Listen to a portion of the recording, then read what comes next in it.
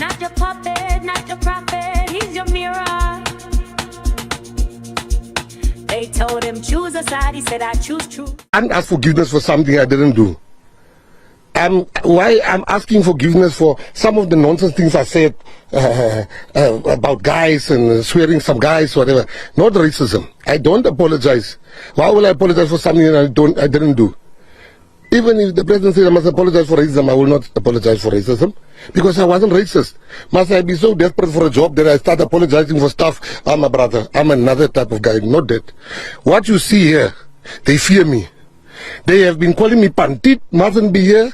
They've been saying, hey, this Pantit, he mustn't be a minister. Then every time I beat them at the by-elections, where's Pantit and all?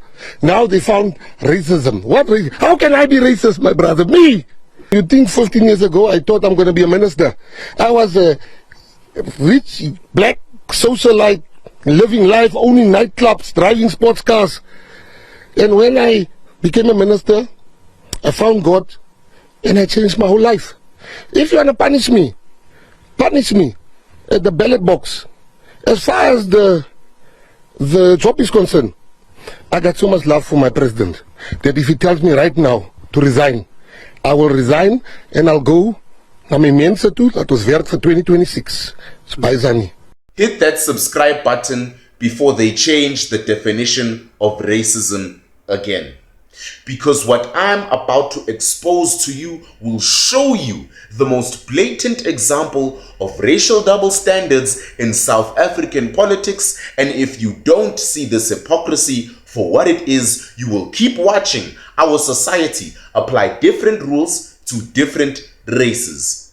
Let me paint you a picture that will make your head spin.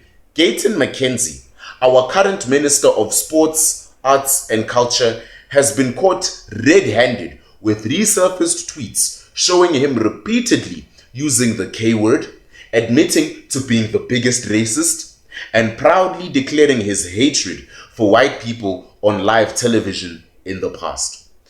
And his response, you ask? I can never be guilty of racism. While maintaining his innocence regarding racism, McKenzie offered an apology for his past online behavior, saying, I did tweet some inexpensive, stupid, and hurtful things a decade or two ago, but that's about it. Wait, what?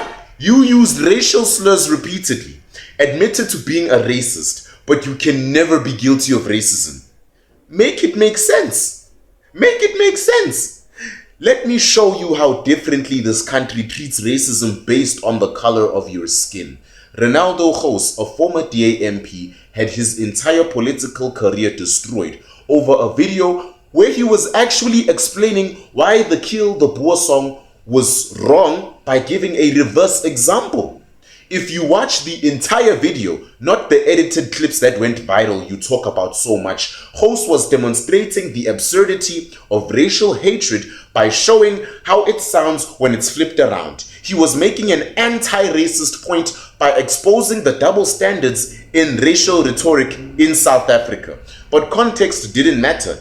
Intent didn't matter. The fact that he was actually opposing racism didn't matter.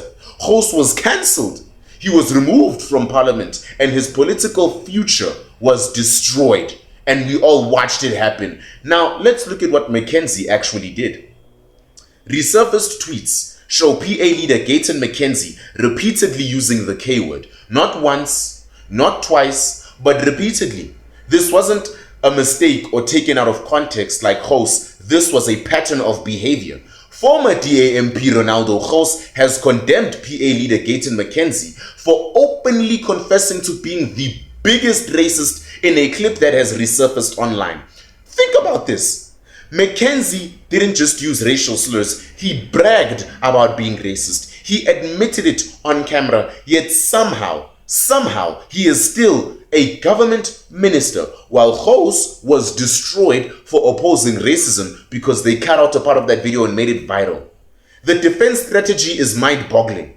After being caught using racial slurs repeatedly, after admitting to being the biggest racist, after declaring his hatred for white people, he still claims innocence. And we all watch it happen. The PA has decided to stick by their leader, denying allegations of racism against him. Where is Liam Jacobs' big mouth when it matters? How do you deny racism when the evidence is in your own words? How do you claim innocence when you literally confessed to being a racist? This isn't just hypocrisy. This is gaslighting at a national level. He is the toxic ex we all want to avoid. Here is the uncomfortable truth that nobody wants to address. If a white minister had repeatedly used these slurs, admitted to being the biggest racist, and declared hatred for any racial group, they would be out of office within 24 hours. Trust me. But because McKenzie is mixed race, suddenly we have different rules. Suddenly context matters, even when there is none. Suddenly redemption is possible. Suddenly racism isn't really racism if it's coming from the right source. Remember how quickly McKenzie mobilized against the Open Chats podcast? How quickly he filed criminal charges, demanded accountability, and positioned himself as the moral guardian of racial sensitivity. How he said they would make an example out of Open Chats podcast. But then when his own racist history resurfaces, everything changes. Everything. Suddenly he's the victim of cancel culture and political persecution.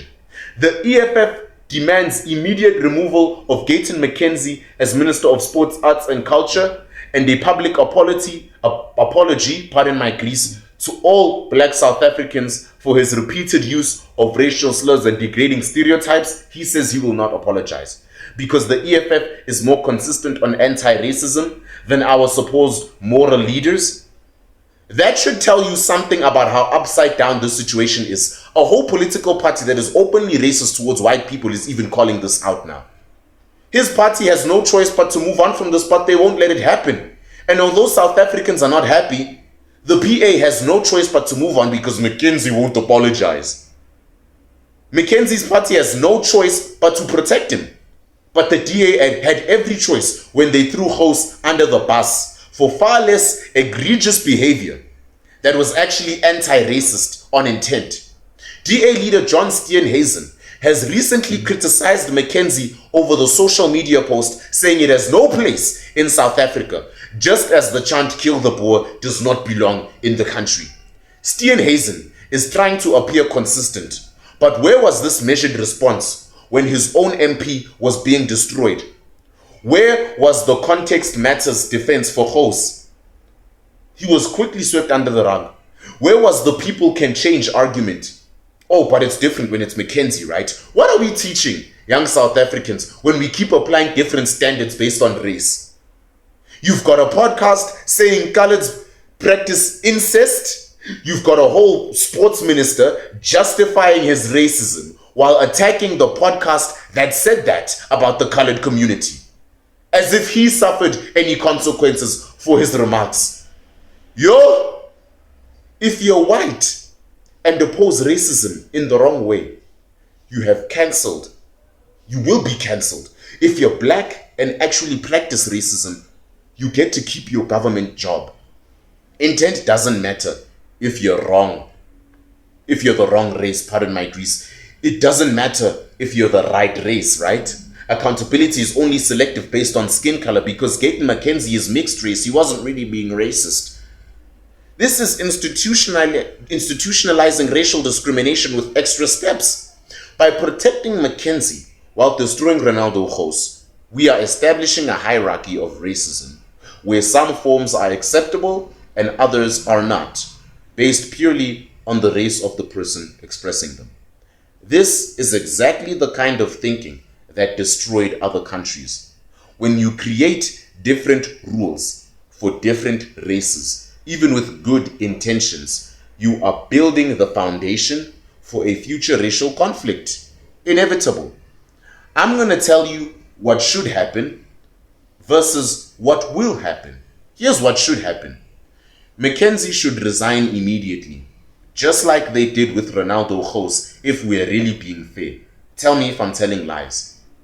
The same standards should apply to everyone regardless of race. Racism should be condemned regardless of source. Context and intent should matter for everyone. But here's what's going to happen. Mackenzie's going to keep his job. The media will move on to the next story. Jocelyn Smith is still missing. Double standard will be normalized. Young South Africans will learn that racism is acceptable if you're the right skin color.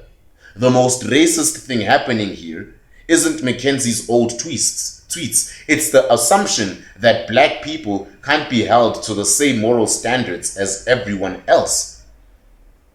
This soft bigotry of lowered expectations is more damaging to racial progress than any slur, because it treats people differently based on their race while claiming to fight racism. Say what you want. The bottom line is that Gayton McKenzie used racial slurs repeatedly, admitted to being racist, declared hatred for a racial group, and is still a government minister. Ronaldo Jose opposed racism in that 2010 video in an imperfect way, I must admit, and had his career destroyed. If you can't see the problem with this, you are part of the problem. Racism is racism, regardless of who practices it. Standards should be standards, regardless of who is being judged. Justice should be justice, regardless of the skin color of the person seeking it. Until we apply the same rules to everyone, we are not fighting racism. We are just changing who gets to practice it without any consequences. Subscribe if you also believe in equal standards for everyone, and share this video if you are tired of these racial double standards we are seeing here, destroying our society. When you fight against racism, and now it requires different rules for different races, you are not fighting racism anymore. You are just redistributing it in a stylish way.